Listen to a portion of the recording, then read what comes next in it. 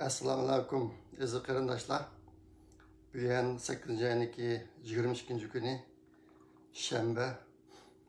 Bu oldingi bir hafta men uchun intayin oldirash, lekin naydi bir parishonlik ichida o'tgan bir hafta bo'ldi. Shu tunugimni bak oldirishib ketib, videoni vaqtida chiqaramadim. Bir qism qarindoshlar ayrim uchur yo'llab meni salomat bo'ldingizmi deb so'radi. Shu video chiqmagan ekan ansirab qoldi qachonda o'yladim. Bana ko'ngil bo'lgan shu qarindoshlarga chin ko'nglimdan rahmat aytaman. Nima uchun aldirish bo'lganligimni programma oqisida deyman. Sizlarning bir qism uchurlarni sizlarga yetkazib qo'yay. Xalqaro vaziyatda bu bir hafta ichida bo'lgan cho'ng ishlarniki birisi Amerikadagi Demokratchilar partiyasi mamlakatlik cho'ng qurultoy o'tkazdi. Bu yıllık prezident sayılımına qatnashadigan ikki kandidatni muqimlashtirish uchun bu qurultayni ochdi. Endi Xitoy virusiniki sababi bilan bu qurultay burunqidek cho'ng bir zalda amalan jam bo'lib o'tkazilmay, amalan uyda o'tirib digital deb atadi, buni digital qurultay deb, sonliq sıfırlıq qurultay deb ataldi. Şuna asasen uyda oturup ötkazdi bu kadın. Xitoy bürosuniki tüpeyledim. Endi bu kadınki qurultayniki kişiden ayeti içindirdiğan bir yeri. Bu kadın prezidentlik sayılımı qatnashadigan Joe Biden ve Kamala Harris bu ikki kişiden başka sözgü çıkan kişilerniki hech qaysi Xitoyni qattiq tilg'amadi. Uyghur to'g'riga aşıqlı bo'lmaydi go. Ular Uyg'urlarni texnik tilg'ammaydi. Ama Xitoyni qattiq tilg'amadi. Masalan, burungi prezidentin Obama, Clinton, anandan keyin burun prezidentlikka saylanmaga talashgan bir adam bor. Amerikaniki tashqi ishlar ministri bo'lgan Kerry degan bir adam, umu bor. Anandan keyin bir Republik kartellik bor, Colin Powell degan. Aynı vaqtda Iroq hujumga kirgan vaqtida Iroqda cho'qim cho'ng qirg'inchilik qila oladigan qurol bor deb isbotlagan adam inoat va Amerikada. O'zi jumuriyatchi bu, ammo shu kimga o'ch bo'lganligi uchun, Donald Trumpga o'ch bo'lganligi uchun bu kishi vaqtim demokratchilar tarafida turib so'zga chiqib so'z qildi. U hech qanaqa Xitoylarni tilg'amadi. Men uchun bu bir intayin ichinishli ahvol. Bugunkidek shunday kundami bularniki shuncha jiq odamniki Xitoyni qattiq tilg'anmasligi bu dunyodagi bir cho'ng o'zgarishga vakillik qildi deb o'ylayman men. Nachi ichinishli men uchun shunday bir ahvol bo'ldi. Ikkinchi xabar bu biraz yaxshi xabarga kirdi. Ehtimol boshqa yerlardan oldinglar, bizniki singlimiz Qalbinur Sidiq isbot berib, yaqinda dastlabda Gollandiyaniki matbuotlarida uning hikoyasi chiqqan. Undan keyin bu qatim bu İngilizce medyada, Amerikadagi Diplomat degan jurnal gazetlarida uning hikoyasi İngilizce bir cho'ng maqola sifatida chiqdi. Bu nayt bir esil ish bo'ldi. Bu singlimizniki hikoyasini anglagan.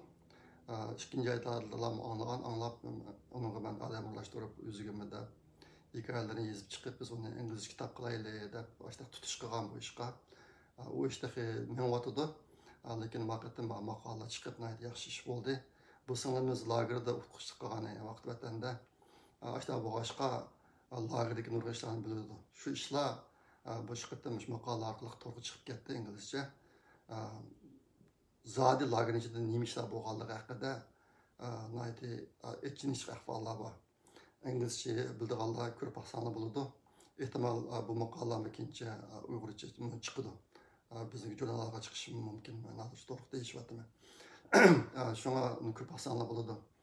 Bulupmi bunchaki ichinishli bir hikoya bor. Bu singlimiz dars o'tgan kishilar ichida puldorlar, diniy zotlar, donli kishilar, ashta odamlar so'ngan lager bor. Andikin chet eldan kelib, tuqqan yo'qlab ketib, sunum qolgan qizlar, kichik qizlar, to'y qilmagan qizlar. Ularniki qandaq vayron qilinganligi, hikoyalari bor. Adam o'qisa chidamoq bak tez ish qilib. Boshqa ishlar bor. bu narsa matbuotga chiqdi. Bu boranda ishlamaganda Uyg'urlar uchragan zulmniki dunyoga bilinish jihatda ilingan bir cho'ng bir qadam. Men singlimiz qalbi nur sadiqqa chin ko'nglimdan rahmat aytaman. Yana bir xabar, uchinchi xabar. Hozir Hindiston, Yaponiya va Avstraliya birlashib, shu Xitoy burun qilayotgan shu zavod mollari, kichik sanoat mollarini ta'minlaydigan ishlarni biz o'zimizga o'tkazib olsak deb shu bir qadamni oldi. Yaponiyaniki tashabbusi bilan bu bir xo'shinarlik ish. Xitoyni bak o'rgatayotgan narsa ularning iqtisodiy shunday choralar bilan Xitoyniki iqtisodi tushsa, ularni biroz dunyoniki qoida tuzumlar bo'yicha ish qilgan birodarga akagal bo'lishi mumkin.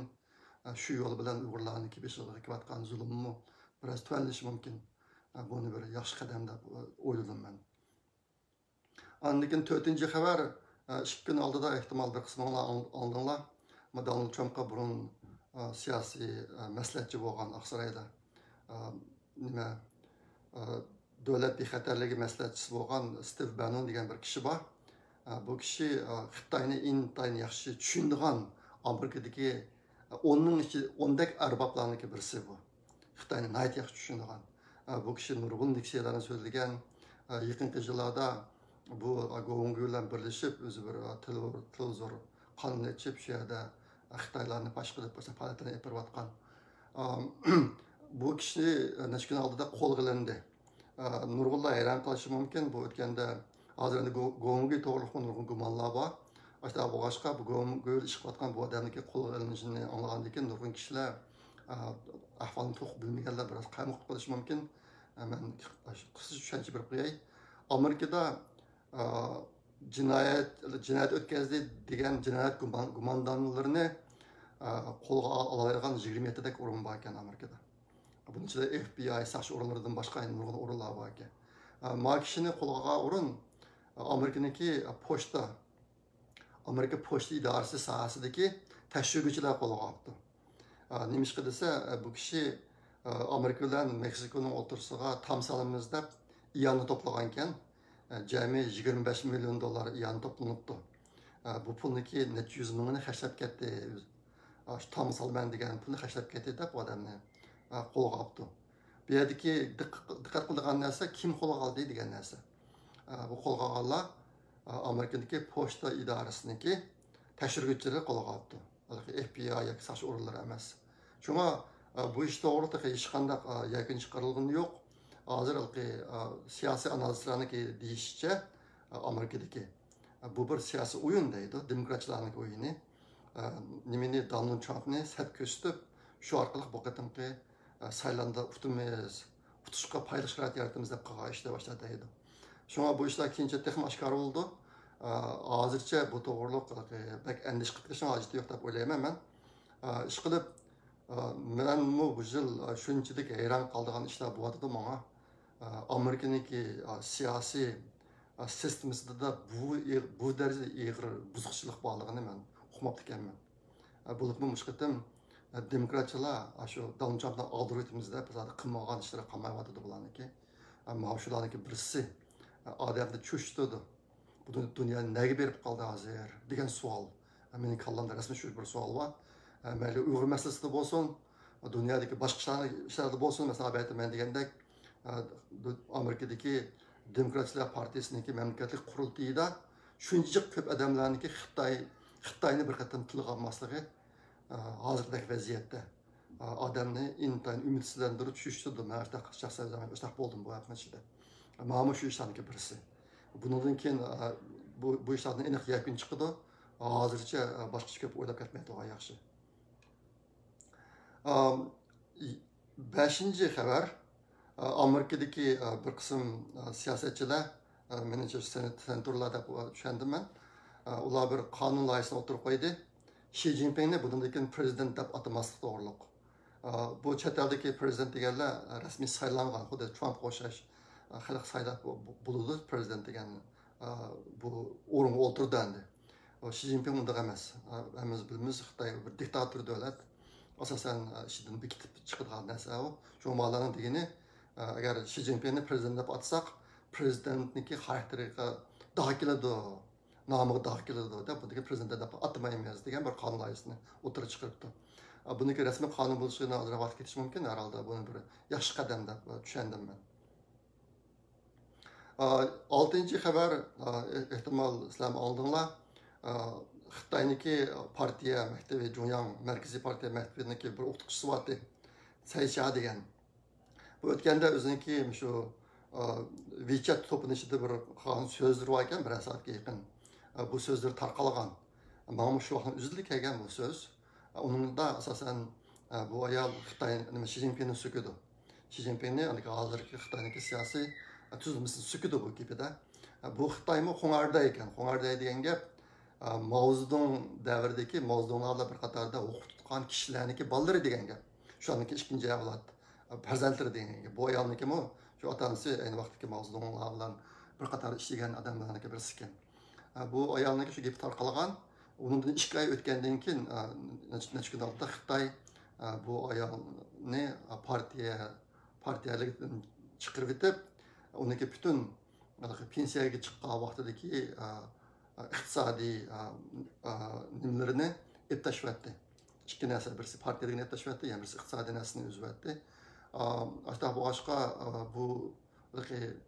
bu uchun xabar olib ketdi xalqarada. Asosligi bu ayol uniki o'zi positsiya bildirib, partiyadan chiqib ketganligiga qo'shilganligini o'tirib qo'yib, undan keyin Xitoylarni biroz pash qildi. Endi bu Xitoyniki boshqa Xitoy demokratchilari bilan biroz farqi bor, buni bilishimiz kerak. Amerikadagi faoliyat qilayotgan Xitoy demokratchilarininki ko'p qismi kompartiya hokimiyatini ag'daritish kerak. Agar shuni ag'daritmasak, Jungo xalqiga, Xitoy xalqiga erkinlik bo'lmaydi deb yo'l tutgan. Ma'yal bo'lsa, agar biz Xi Jinpingni bir taraf qilib, ashta qilmasak, kompartiya hokimiyati ag'darilib ketadi deb.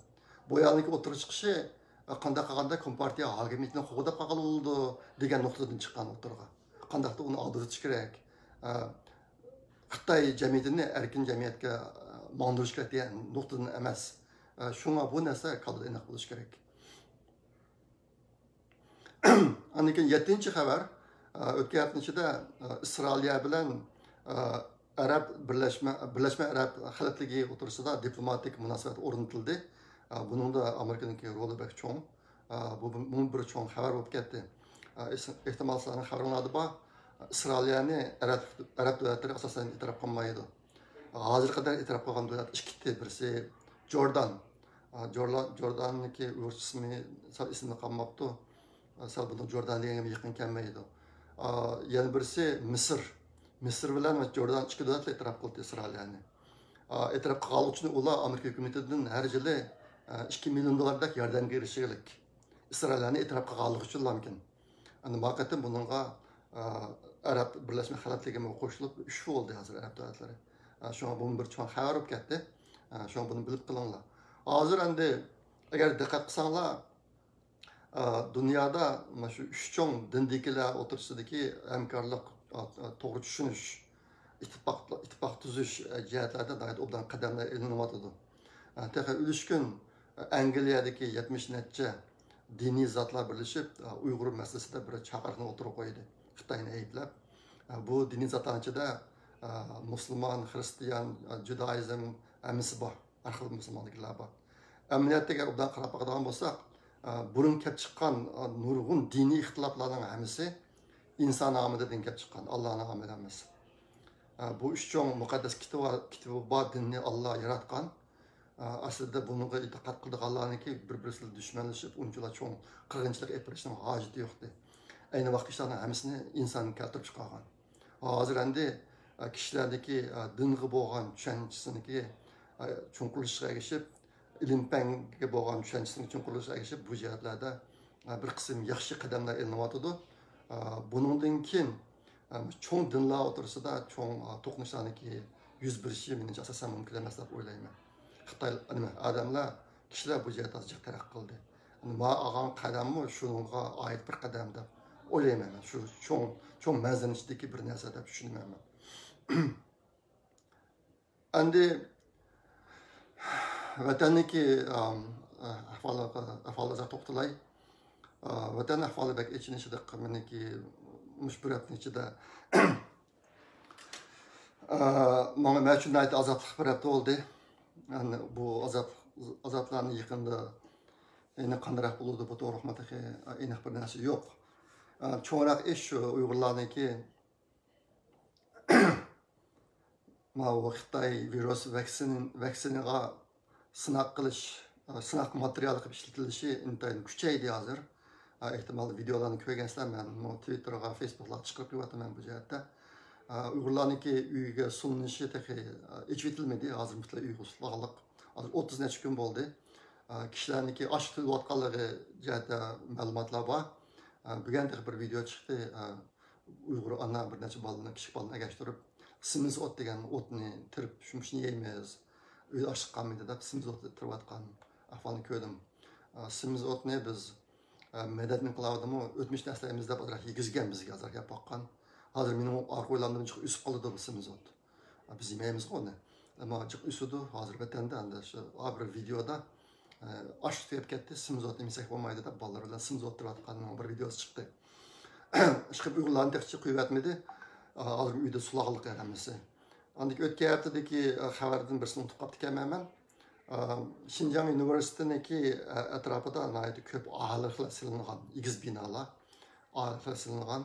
Şu aholilardan 165 tak uydan her bir öyden birdim adamını tutup şu vaksina Xitoy virusi vaksinasini uchun eketken xabardan anladım ben. Ben gerçekten bunu kaptım ben bunu deyişini. Ular bir öyden birler adamını eketipti. Aniki yaş bola. Satla to'y qilmagan kichik yoshlardagi bir video bor, kichik qiz bolaniki videosi. Alki Midongchu degan Michuanniki Michuanning sharqiy rayoni degan shu yerga silingan ular doktorxona deb atadı, amaliyot doktorxona emas bu. Odamni sinab qilgan bir qurilishi. Shu yerga silingan bir qiz bolaning videosi bor.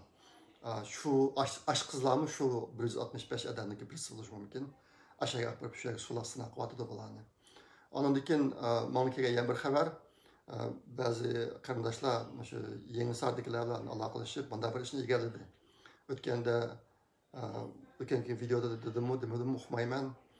Yangisarda bir o'rta maktab, to'liqsiz o'rta maktabning bolalarini o'qishdan to'xtatib, o'ylarga sulab sinab qilayotganligini anglagan. Bularniki soni aniq bo'ldi. Bu bolalarning soni 1 mingga bor ekan. 1 mingdek o'rta maktabning bolalarini sinab qilyotdi bular. Ba'zilar mendan so'radi, nima uchun lagerda shunchalik odamlar desa, ularni sinab qilmay bu bolalarni sinab qiladi deb. Uning sababi nihoyat oddiy. Lagerdeki Uyg'urlar hozir normal holat emas. Ruhiy jihatda, psixologik jihatda, jismoniy jihatda ularni normallikdan chiqarib asosan buzib bo'ldi ularni. Ularni manda sinab ishlab qilolmaydi. Asta bu boshqa bularni qo'lni aytaman degandek Xinjiang universitetining atrofidagi olimlarga, Yangisardagi o'rta maktab bolalari savatida bular.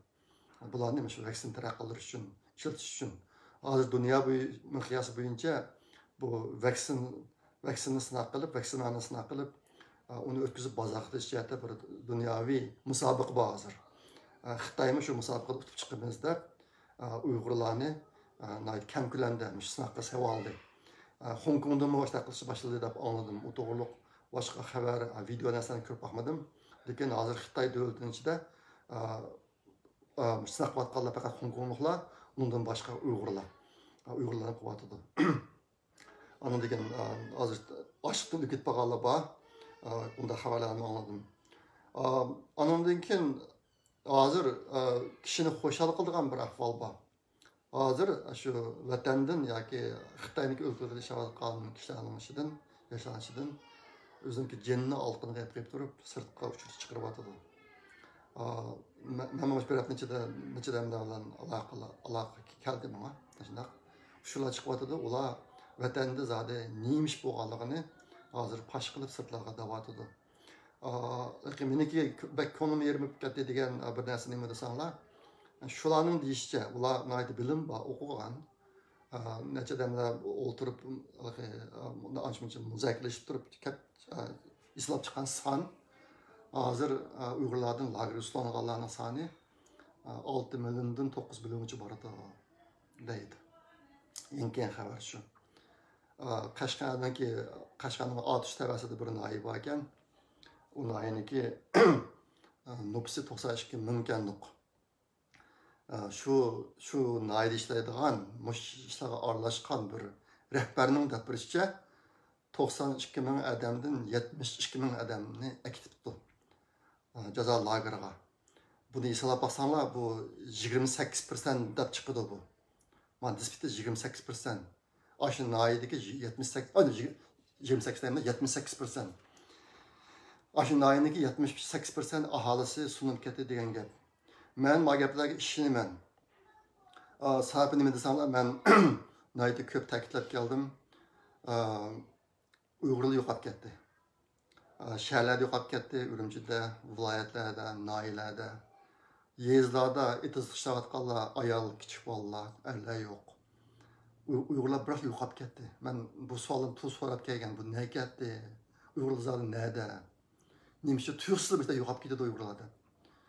Ashta bo'g'ashqa men aqrinishimizning degan 6 milyondan 9 milyongacha degan songa ishinaman. O'zim 5 milyondan ko'p odam sunib ketdi, yo'qolib ketdi degan gapni degiliqlar uzoq bo'ldi. Ingliz tili medialarda, ingliz tili dunyosida bu gapni vaqtli bo'ldi. Ma qarindishimiz 6 milyondan 9 milyongacha deb shunday debdi. Uyg'urlarning nüfusi Xitoy e'lon qilgandek 11,3 milyon emas. Men buni sizlarga necha qatim dedim. Meniki o'zimning hisoblashida 18 milyondan ko'p Uyg'urlarning nüfusi. Xitoylar buni yushirib olgan. Ashta boshqa 18 milyondan 9 milyon odam yo'q degan gap, endi yerim bor degan gap. Buni Xitoylar aslanlamkin 2017-yilgachilik 11,3 milyon deb e'lon qilib, 2018-yilga kelgan chaqda Victor Godian Xitoy Al Jazeera televizorida hammasi qo'shganda Xinjiangda 6 yoki 7 milyon Uyg'ur bor deb atadi. Demak, bular hammasini planlab qildi bu ishni. Uyg'urlarniki bak ko'pni yo'q qildi. Hozir bu yo'q qilayotgan vaqtida endi bizni qanchalik lagerlarning silinib ketganligi biz vatanda uni bilamiz. Ishkiriga qancha odamlar ketganligini uni bilamiz. Hozir endi kelgan xabarda nihoyatda cho'ng ko'lamli yer osti lager va turmalar bor degan xabarmi bor. Mushqatim kelgan xabarlar uchurlanishida. Hatta bu boshqa Uyg'urlarniki ahvoli shunday. Aniki bular intayin ko'p sonda o'lib ketayotganligi hamma yerda. Turmada, lagerda, hozir tiklar. Tunogin bir videoni chiqadi qarindoshlar, shu ijtimoiy tarmoqlarga bir Uyg'urning uyini ishga chiqib kirdi, necha odam xalat, oq kiyim kiyib olgan, yuzini to'sib olgan odamlar. Kirganda uyning ichida qurtlab ketibdi. Bunun için adam bağımda yo'qmi uqmayman. Bular mumkin sirtidan taqab sularni yo to'xtam to'xtatgan o'xshaydi uyiniki. Ashtaq bir butun qurt, hamma qurt ashtaq ketibdi. Shunga hozir Uyg'urlar bekcha o'kitib bordi hamma yerlarda. Hani buni xalqaro chiqaramayapmiz bu xabarlarni. Isbot bo'lmagani uchun. Lekin Uyg'urlar ahvoli intayin og'ir. Ondan keyin shu Xitoylarning isbotlarni ko'rdiganligi haqida men burun videoda so'zlagan inglizcha yozib taqatgandim. Bularni aytdi. Xili jiq odamlarni Urumchidagi bir idoraning yer osti o'rlashtirib isbot ko'rdiganligini, ondan keyin Uyg'urlarning burungi madaniy narsalarni, masalan, DVD, video, kino, film degan narsalarni ko'rdiganligini degan, ondan keyin har qaysi joylarda shu lager usuliga Uyg'urlarning butun isbotlarini ko'rdirayotganligini degan. Ama qıtım xabarda u qog'ozning emas, hatto kompyuterlarning chiqib yo'q qilib ketibdi. İşletken kompyuterning. Keyin dunyo bilib qolmasin deb. Bu uchurdan anladim. Hozir endi Urumchida shu virusning banasi bilan uy kirib, butun Uyg'urlarning nüfusini qaytadan tizimlash boshlanib ketibdi. Sirtdan kelib qolganlar bormi yoki andan keyin tizimlatmagan bolalar bormi? To'g'ilib rasmiy nüfus qoldirmagan bolalar bormi?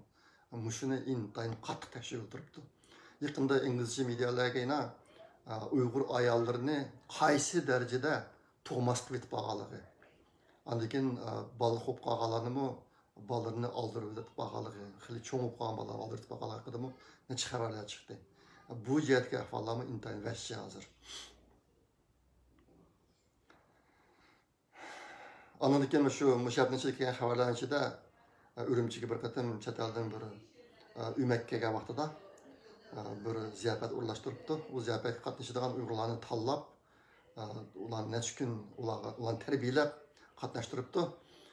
O ziyofatga kirgan chog'da chet elliklar tomoq yeydi ekan, Uyg'urlar yemaydi ekan, bular o'tirib birga qashida. Keyin ular ketib bo'lgandan keyin, keyin mas suyun ichib olsam bulamdizmi, unmoqda yapsizlar emas bu. Mehmonlar tayyorlagan narsa deb boshqa rasmiy uyun qo'yyapti degan gap. Buni biraz xabarimiz bor, ama yangi uchrashadimi, mush chiqib qoldi. Ondan keyin lagerlarga kirish uchun 5 dan 7 gacha ishni o'tmas bo'lmaydi ekan. Saqchilarmi shundaq, odatga odamlarmi shundaq, qatma-qat ish borligini bilardik, ama yangi xabarda 5 dan 7 gacha ish bor deb xabar keldi. Ondan keyin shu lagerlarga sulangan dastlabki vaqtlarda ba'zi Uyg'urlar qo'sib ketib, yoki chidamay ancha-muncha shu yerdagi saqchilar urush qilgan ahvollar bor ekan. Urush qilgan odamlarni achib ketib, ikkinchi qaytib kelmaydi deydi. Qaysi darajada bo'lishidan qat'iy nazar qarshi ko'rsatgan lagerdagi yosh Uyg'ur bolalarni hamon yo'q qilib deydi. Hech kim qolmaydi.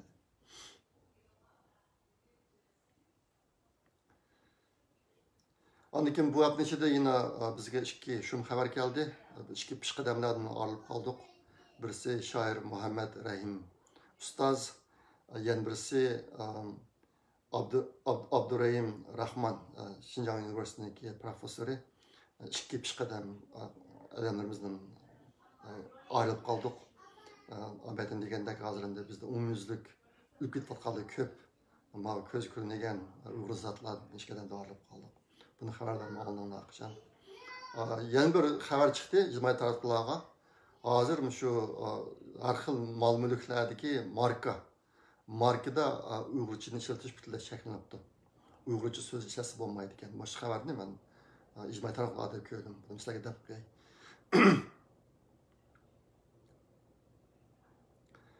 Endi xo'sh xabardimi bir nechasi bor chet eldagi Uyg'urlarning ichida, shuni bir deb qo'yay.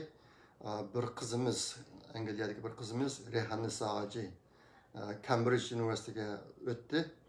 Ütüptü, bu nayeti hoşlanarlık iş, o miniki bilişimce o mektepke burun tuluk kursqa Uyghur o'quvchilar kirib qolgan emas. Men tunögün tekshirib, to'g'rini tekshirib, dunyodagi eng dangliq 20 maktab deb tekshirib baqdim. Hozir shu maktabniki shu tizimning ichidagi birinchisi Cambridge Üniversitesi ekan. Birincisi Cambridge Üniversitesi, ikkinchisi bizniki bosh idora California Texnologiya instituti ikkinchi o'rinda, uchinchisi Oxford Üniversitesi, dördüncüsü Harvard aştaq mağadı ekan. Şu 20 maktabniki ichiga hozir kirgan Uyg'urlar kirgan maktablardan nechisi bor. Ma qizimiz Rehanisa Cambridge kiribdi. Undan boshqa bizniki Kaliforniyada bir qarindoshimiz bor, Qurbonjon. Uniki o'g'li Eric Stanford Üniversitesiga kirdi. Singlimiz Kaliforniyada Dildosniki qizi Ziba California Üniversitesi Los Angeles kirdi. Ondan keyin o'tgan yil Nigara degan singlimiz MIT'ga kirgan. Demak, shu dangliq 20 maktablarniki ichiga kirayotgan Uyg'ur qarindoshlarimiz bor. Bu bir nayeti yaxshi qadam. Uyg'urlar bundan keyin bolalarimizni yaxshi tarbiyalab, men o'tgan qatamdan dedim, agar biz o'zimizning ishonchsi bo'lsa, bolamizni ishonch bilan cho'ng qilsak, nayeti cho'ng ishlarni qila oladi. Bu jihatda baliq ota-onalarga tirishishni umid qilaman. Qizimiz Rehanisa sizga muborak bo'lsin. Endi sizlar albatta dedim, bu bir haftadan ichida men shunday bir oldirashyapti bo'ldi. Parishoniyat bo'ldi deb.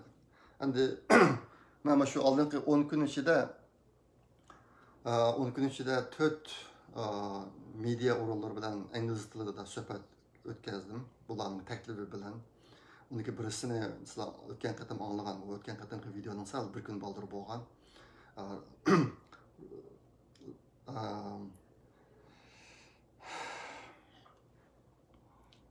Ramola degan xonim bilan o'tkazilgan suhbat. Bunun ichida ikkisi musulmonlar tor televizori bilan bo'ldi. Uniki birisi Abdulmalik Mujohid bilan, yana birisi Xana xonim bilan. Bu Xana xonimni Uyg'urlar degan tor jurnalda bir qatam tunishtirgan. O'qib baqsanglar bo'ladi. Bular ayrim-ayrim ikki program bo'ldi. Ondan keyin Ramola xonim tunugün Avustraliyada bir kishi bor. U o'z oldiga shaxsiy media qilgan kishi. U kishi bilan 50 minutga yaqin suhbat o'tkazdik inglizcha. Endi men shu 4 suhbatniki ichida Uyg'ur nima Xitoylarniki Uyg'urlarga elib berayotgan, ularni elib berayotgan zulmniki qanaqa narsa ekanligini xili tafsil tushundirdim.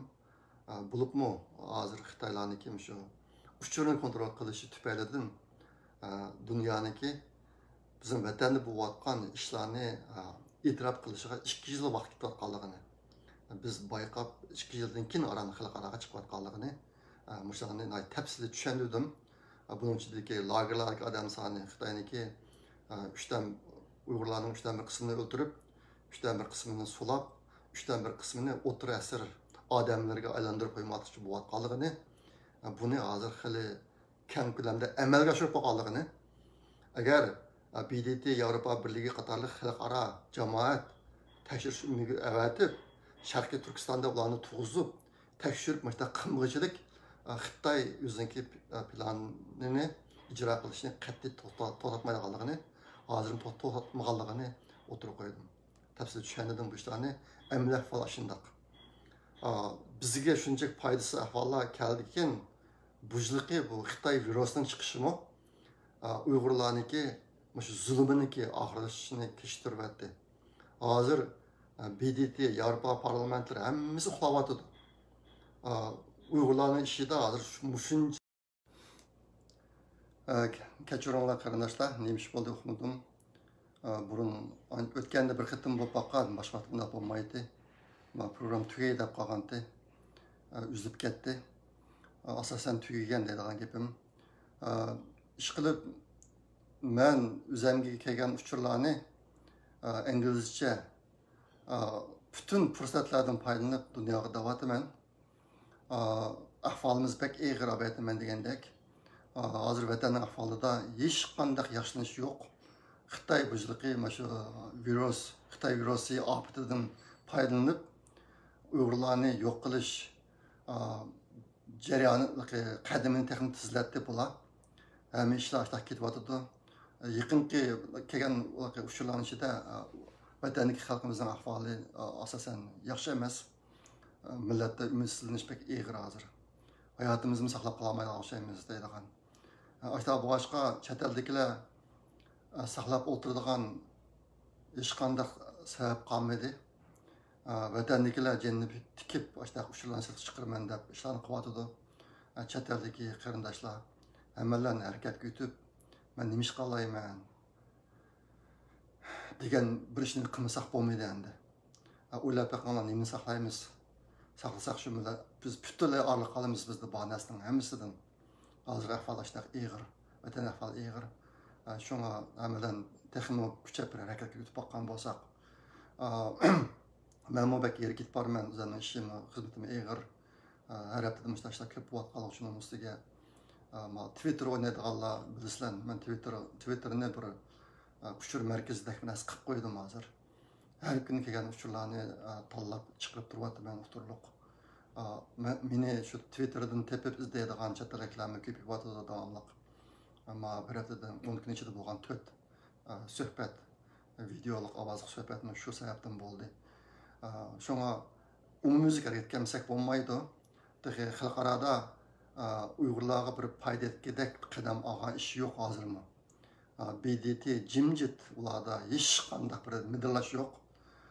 Yevropa parlamenti, Yevropa Birligi haqida yaqindan ko'p boshqa gaplarni anglab boqmadim men. O'zim xabarlarga diqqat qilmayapmanmi bilmadim. Boshqa bir ahvolda. Agar biz yeni jim yazsak, biz ziyon texnik cho'ngib ketadi. Hozir jimiyatda qolgan hech qanday sabab yo'q. Tunugulatin yoki hozir mana bir hafta ichida yana tunugun masalan yana Xitoy to'y qiladigan 100 Uyg'ur qiz lozim degan bir e'lon chiqdi. E'lonni men bugun Twitterga chiqarib qo'ydim. Ko'rib olsanglar bo'ladi. Xitoy hozir hech qanday tattatmay Uyg'urlarga sevotgan zulmni mushtariga keldi. Xitoyga Uyg'ur qizini tunishtirdik. Bizga Uyg'ur qizidan to'y qilgan qizning 100 odam lozim deydi. E'lon chiqaryapti Xitoyning hukumati. Ondan keyin yaqinqi shu bir hafta ichida Uyg'ur bolalarınınki ishki a'zolarini ilib setayotgan mushu sohadagi videolarni chiqdi o'tirg'a. Buni biz bilatdik, men buni deb kelgan bu ishlarni ko'p deb kelgan. Lekin hozir videolarim chiqyapti bu ishniki. Shunga meniki deydiganim chet eldagi amalan erkak o'tmasak bo'lmaydi. Unda desam erkakka ütürlük deysizlar o to'g'ri, lekin unum bermayapti. Bizning ahvolimizda yaxshilanish yo'q, davomliq egrilishib ketyapti. Agar mushundaq monsoq Uyg'urlar uni qancha uzoq bardosh qila oladi? 2 yil, 3 yil bardosh qila olamdi. Hozirgi Uyg'urlar bo'layotgan ahvollarni xalqarayni 2-3 yildan keyin qabul qilsa masalanga. Uncha bizning holatimiz nimalar kelib qoldi? Buni bugun olmaydi. Şuna yine hemimiz erkek değil. Maqala bugün müşnitday oturup üzüp ketip kaldı keçironlar. Bu birlan oyun oynadı daqça menek telefonum bilan deb o'ylayman. Maqala. Xo'sh, Xudo emanet. Laqatim ko'rish aman bo'laman.